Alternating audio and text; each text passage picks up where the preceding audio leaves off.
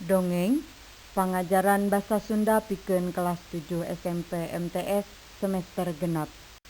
Assalamualaikum warahmatullahi wabarakatuh. Haturan wilujeng sumping dina pangajaran basa Sunda. Danget ayeuna materi nu baris dipedar nyaeta dongeng mangrupa lawungan anu kahiji. Sarangsena diajar ngajar dipiharap hidup tiasa hiji, menjelaskan definisi dongeng dengan benar dan santun. 2. Menyimpulkan ciri-ciri dongeng dengan benar dan santun.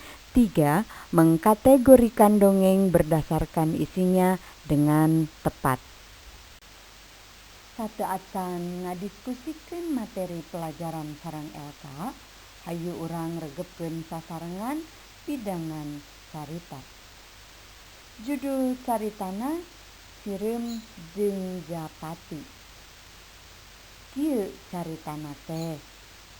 Aya sireum rek minum di sisi walungan. Keur ngarayap ka handap, manehna ti soledad. Plung, manehna ti kecemplung kana cai. Hadena caina rada ngeuyeumbe palebah dinya mah. Tapi keukeuh bae ari ngojay ka sisi mah manehna teh teu bisaeun. Sireum gegeroan, "Tulung, tulung, ieu kuring rek ti kerelep, tulungan." Kabeneran aya Japati keur cindeken dina dahan kai anu nyolodor kaluhureun cai. Kadengeun aya sireum gegeroan menta tulung. Barang ngareret ka handap, katenjoeun sireum keur kokosehan. Japati karunyaeun, geleber hiber bari ngegel daun salambar. Song daun diasongkeun ka hareupeun sireum. Sireum tuluy muntang kana daun. Daun ku Japati dibawa ka darat. Sok digolerkeun kana taneuh.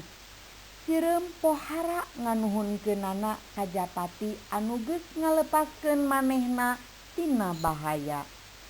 Dina hiji mangsa Japati teh cinatan deui dina dahan kai anu nyolodor ka walungan tea. Sireum anu baheula ditulungan ku manehna oge kabeneran aya di handapeun tangkal. Harita ti kajauhan aya paninggaran nyamperkeun lempangna keketeyepan. Teu talangke deui, buru-buru sireum nyamperkeun Japati bari ngaharewos ka manehna. "Heh, Japati, buru-buru geurah hiber. Tuh aya paninggaran keur ngintip." Paninggaran geus ngawengkang bedilna. Teu lila Japati buru-buru ngageleber hiber.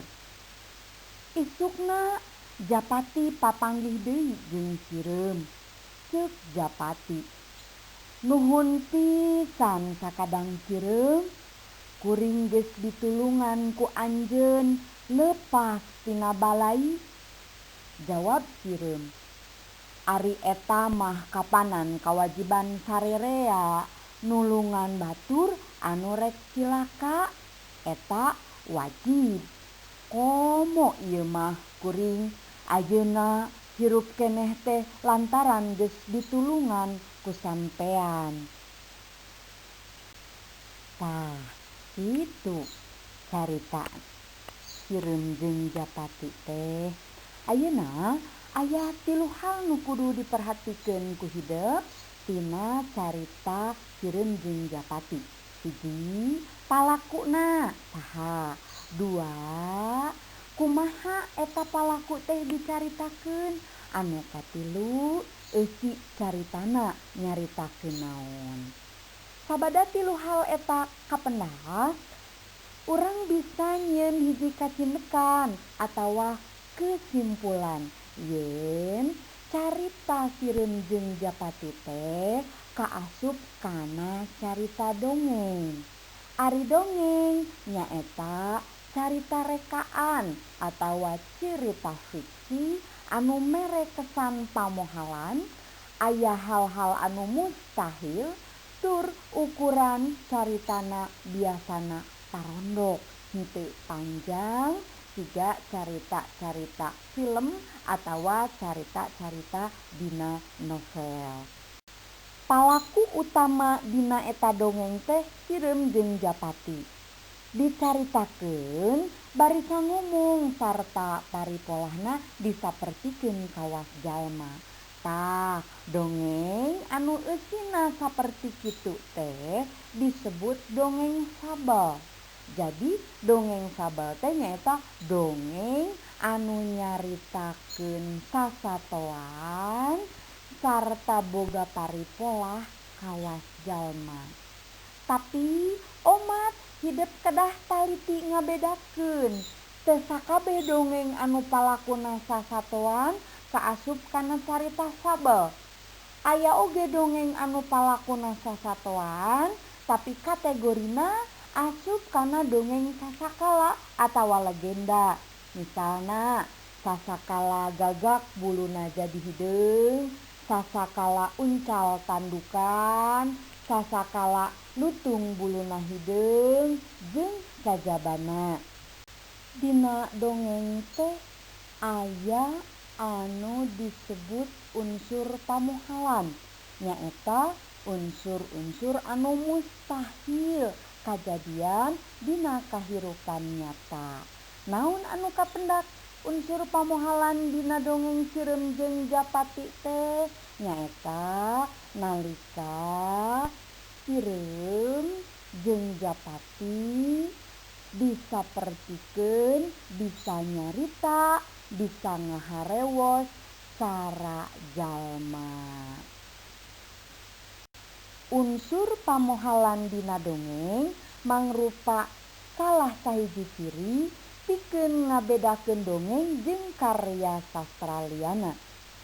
Lian ti aya unsur pamohalan, ciri dongeng teh diantarana anonim, unsur pamohalan, jeung didongengkeun deui cara nepikeunana, nyaeta ditepikeun sacara turun-tumurun tur tatalepa saacan masyarakat mikawanoh ayana buku jeung percetakan.